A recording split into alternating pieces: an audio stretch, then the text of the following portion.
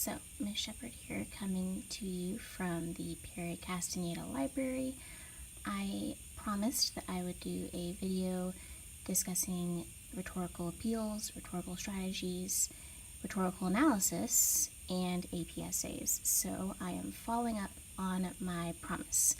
I'm going to go over the worksheets that we got in class on Thursday and Friday pretty quickly, talk about the brainstorming behind each of these and some strategies that you can use in order to be successful. So if you were absent on Thursday or Friday, or if you have questions and were confused and we moved a little too fast for you, this is going to be a really great resource for you. Side note, I tried to film this earlier this morning and we had to evacuate the PCL because there was an emergency situation, and then I never heard anything else about it, and everyone's acting like life is totally normal, so that's fine. But I'm back to start talking about the art of persuasion.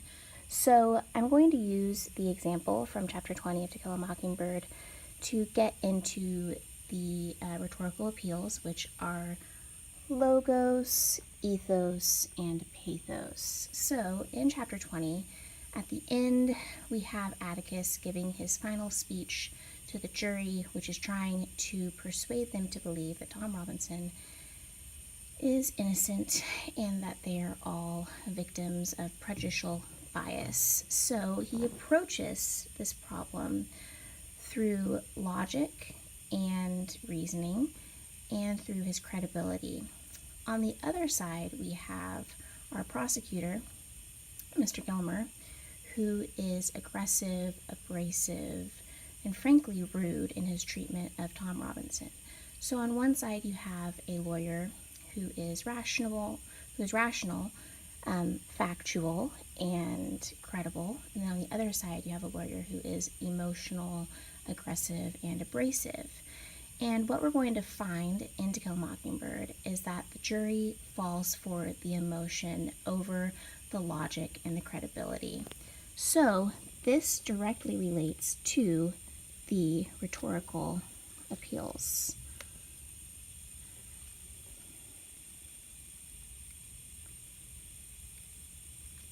Yeah, those appeals. Anyway, so I'm going to go over logos, ethos, and pathos pretty quickly. You can use this PowerPoint to supplement your own notes, and all of these handouts are posted on Google Classroom if you were absent. So you can print out your own and go through this process with me as I talk. But we're going to start with logos, which is appeal to logic and reasoning. Some examples of logos are theories and scientific facts, literal and historical analogies, definitions, factual data and statistics, quotes, informed opinions, examples from real life, etc. All of this list. If I were you, I would incorporate what's on here to your notes as you go, because you can use all of these on your APSA. Anyway, sorry for that side note. So logos affects the audience because it incites a cognitive or rational response. And because of that, readers feel like, well, their argument makes sense, seems logical, or that doesn't prove anything. However, in order for logos to really work, your audience has to be an informed, critically thinking audience. And the reason why all of the logical appeals that Atticus makes in his case and in his final speech to the people of Maycomb do not work is because the jury and the majority of Maycomb are not well-educated people who can think critically about problems. And the jury is full of just white men who will never take an African-American man's word over a white man and woman's word. Next, we have ethos, which is an appeal to credibility. So people believe those that they respect and admire. So you want to make your opinion seem sensible, well-researched, and convincing. And Atticus is really, really good at this. He uses appropriate language for the audience. He has appropriate vocabulary. He has correct grammar. He uses professional format, unlike Mr. Gilmer. He's morally and ethically likable, which is why Atticus is one of the most beloved characters in American literature. He seems sincere, fair-minded, and knowledgeable, and for what we know as the audience of this book, he is. However, for the audience in Maycomb, which is the jury and the citizens, they don't buy this because Atticus is completely different from them. He's educated. He speaks, he uses correct grammar. He speaks meaningfully. He doesn't use slang. He's not calling Tom Robinson boy. And although we as the audience find him super credible, it doesn't work on the jury or the people of Maycomb. And they end up not respecting him.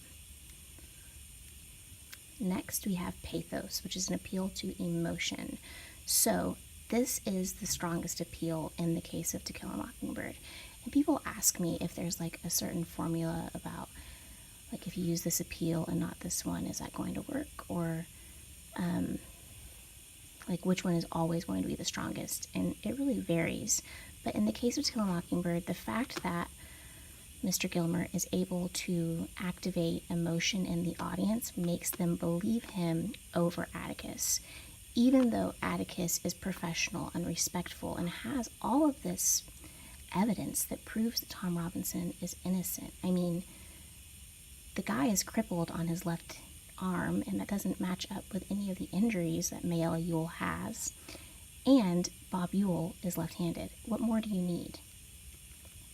So, for pathos, the use of emotionally loaded language, vivid descriptions, figurative language, emotional tone, basically anything that would make you angry or happy or sad can evoke an emotional response in your audience. And persuasion by emotion is, more times than not, super effective.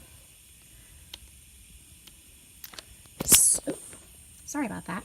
So, you are able to use these notes on your AP essay, so you can add as many details about each one of these as you want and use it as a resource. I know there's not a lot of space on here, but you can always use the back. Next, I'm going to go through all of the different handouts that we received yesterday. This first handout is about AP essay preparation. So if you were absent, it's really important that you read through this. And if you have any questions, it's really important that you look through this before you ask them. Because I went through this super quickly in class, but this goes through every single step that you need in order to produce an effective AP essay through your pre-writing. Next, it talks about the AP essay in general, time management and test anxiety. And y'all, AP essays are going to be hard. They're going to be stressful. However, by practicing, you're going to get better at them, and it's not going to be as stressful in the future. Next, we have an example pre-write. So in class on Thursday and Friday, we did a rhetorical analysis of Atticus Finch's speech to the jury, and I went through and talked about how the appeals worked, and then students went through some questions over the speech and looked at different rhetorical strategies, such as connotation, which is the feeling that is associated with words, anaphora, which is the repetition of words at the beginning of sentences, analogies, rhetorical questions, and then, of course, they looked at the appeals. So if you were to write a hypothetical essay over To Kill a Mockingbird, you would have a pre-write that looks like this. So for AP essays, we have a timed requirement. So you get 20 minutes to pre-write, and then you get 60 minutes at the beginning to write your essay. So this is the first essay of your freshman year, and we will start to whittle down the amount of time that you receive as we do more of these in class. So the example pre-write that we have goes through the entire process and gives you bit by bit of what you need to do. And I'm going to walk through this with you. And if I were you, I would be copying down the whole process on here. So any pre-write that you get is always going to look like this. It's going to have these 6 instructions at the top, the prompt, and then blank space for you to pre-write. This one right here has it all filled out for you. The only thing that it's missing are quotes for Tom's innocence and prejudicial bias. So we'll get into that in just a second. But your pre-writes are supposed to look like this. They need to have your brainstorming, your thesis, and your concrete details planned out. The only complete sentence you can have in your pre-write is your thesis statement. Anything else needs to be short and to the point, even your quotes. You really want to try and cut down your quotes early so that you don't have to do it later because of the timed aspect of the writing. So, the prompt you have is read Atticus Finch's speech very carefully. Then write an essay in which you analyze the rhetorical strategies Atticus uses to convey his message about Tom Robinson's innocence and the prejudicial bias to his audience. Support your analysis with specific references to the text. So we have a prompt. And when you look at a prompt, the first thing you're going to do, of course, is read it carefully. Then you are going to look for the most important words that give you specific instructions on what to write about.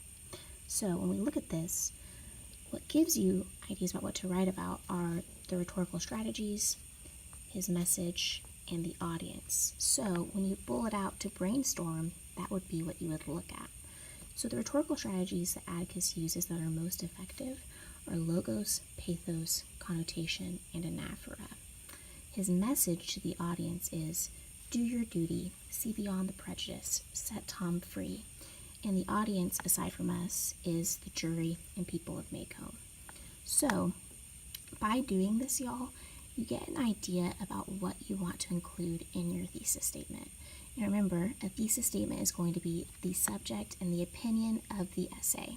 So, of course, you need to have To Kill a Mockingbird, Atticus Finch, the rhetorical strategies, message, and audience. But you also need to have your opinion, which is, what are the most effective rhetorical strategies that Atticus uses in his message to the audience? So you have to pick which types of the rhetorical strategies that you're going to look at. The next thing you have to realize is that they have given you an idea about what you specifically are writing about. Tom's innocence and prejudicial bias. So that also has to be included in your thesis statement. So all of that said, your thesis statement ends up looking something like this. In Harper Lee's To Kill a Mockingbird, Atticus Finch employs the appeal to logic and specific diction in his final argument to the jury and townspeople of Maycomb in order to encourage them to see beyond their prejudice and free Tom Robinson. So what this thesis does is it includes the subject, which is the novel, the character, the specific rhetorical strategies, the audience, and the message, and it also includes what the two body paragraphs are going to be about. Tom's innocence and prejudicial bias, because that is what the prompt tells you to write about. One thing in this thesis statement that denotes opinion are the rhetorical strategies that are going to be used. Now, in the brainstorming, all that's listed are logos, pathos, connotation, and anaphora. In the thesis, we've just written appeal to logic and specific diction. The reason why they have done this is because they have decided to limit where they're going to find their examples, where they're going to find their concrete details. They've thought about it and they've decided, well, the strongest rhetorical strategies are the appeal to logic and specific diction. That's what I can most effectively write about. And when we say diction, that means word choice. So any time a word is used, it's diction. Connotation, anaphora, those both fall under the umbrella of diction. So when this person is looking for their concrete details, they're going to be examples that are from logos and diction. So that means that connotation and anaphora are fair game. Now, on here, we have the actual pre-writing. You have the two body paragraphs, because APSAs are typically either 2 body paragraphs or 3 body paragraphs, depending on the prompt. The first body paragraph is about Tom's innocence. The second one is about prejudicial bias. And like I said, we get that directly from the prompt. And then, after you've done all of this, you start collecting your concrete details, which are going to be direct quotes from the speech. And since we have our thesis statement written already, we already know that they need to be appeals to logic and specific diction. So at this point in the pre-write, you would start frantically writing down quotes that you can use in your essay.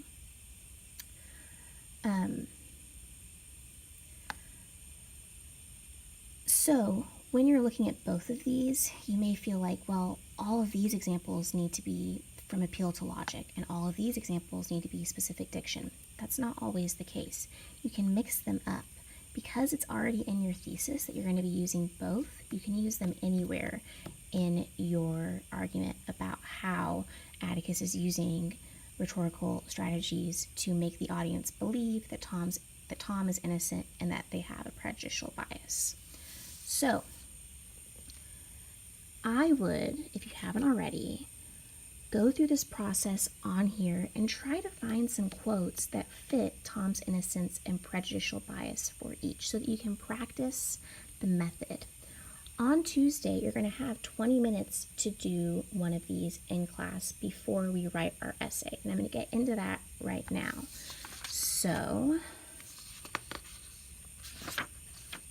the last two handouts you have are about the Florence Kelly AP in-class essay exam. Here's the plan. It goes through instructions for what the class is going to look like over the next couple of days, specifics, how to prepare, how to plan, what to expect. On the back, it has the actual formula for an AP essay. So we're going to go over this in class on Monday and Tuesday, but if you want to study this so that you can be prepared, you can. And then we have the essay prompt, which has the text, and then up here it has the prompt. So this is a prompt that is relating to a speech by Florence Kelly, who was a United States social worker and reformer who fought successfully for child labor laws and improved conditions for working women. This speech was given to the National American Women's Suffrage Association in Philadelphia on July 22nd, 1905, and then it gives you the actual prompt. And y'all, the prompt for this mirrors the prompt for the Atticus speech. So anytime you're looking for rhetorical appeals or rhetorical strategies like you did for the Atticus speech, you're going to do the same thing here. So what you're going to do this weekend before your in-class essay, you're going to annotate this speech for rhetorical strategies because that's what the prompt is asking you for. And you're going to think about what you want to write about on Monday or Tuesday. Because you already know the prompt, you're not going to do a pre-write at home, but you can plan as much as you want. So you can have your concrete details underlined, you can have your idea for your thesis statement, all of that is fair game. Now, if you come in on Monday or Tuesday and you have your pre-write written right here, then I'm going to take it up and give you a blank one because that's cheating. But you can prepare as much or as little as you want. So that is pretty much all that I have for y'all today. If you're still confused about AP essays, on the PowerPoint that also has the rhetorical analysis slides, there's also slides about AP essays. So you can go through this, read over it, look at all of the papers that you have, and see what kind of questions that you're going to have, if you have any. It should be pretty clear if you read the instructions. All that said, I am going to have a review session and tutorials on Monday and Tuesday at 8:20. So you can come in. I'm going to go over the rhetorical strategies and the Flo Kelly essay and take any questions that you may have. And then in class, we're getting down to it. You're going to have your 20-minute pre-write and 60 minutes to write your essay. And it's going to be okay. I promise. If you've made it this far, I commend you. And I hope you have a great rest of your weekend, and I will see you in class on Monday or Tuesday or in tutorials before that. Bye.